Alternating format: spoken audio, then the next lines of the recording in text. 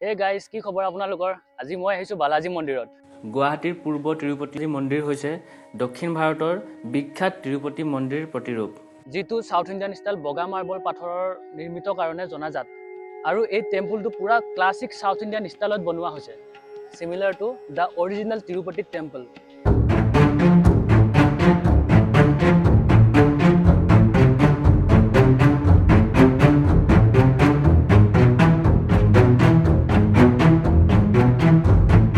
ভগৱান ভেংকটেশ্বৰক ডেডিকেট কৰি বনোৱা এটা হিন্দু মন্দিৰ।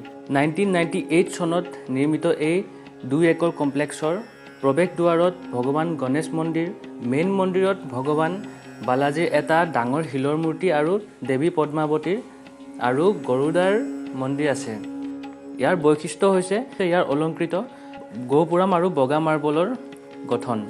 ইয়াত মূল দেৱতা হৈছে ভগৱান ভেংকটেশ্বৰা, মানে ভগৱান বালাজী, য'ত দেৱী পদ্মাৱতীৰ সংগী মন্দিৰ আৰু ভগৱান বালাজীৰ বাহন গৰুড়দেৱ আছে। প্ৰায় 4 টন ওজনৰ এটা শিলৰ পৰা ভগৱান বালাজীৰ মূৰ্তি প্ৰস্তুত কৰা হৈছে। আৰু এই টেম্পলটো আমাক দিছে শান্তিপূৰ্ব স্পিৰিচুৱেল এটমস্ফিয়াৰ, আৰু ইয়াৰ ৱেল মেইনটেনেন্স গাৰ্ডেন্সবোৰে দিছে এটা মনোমোহা পৰিৱেশ।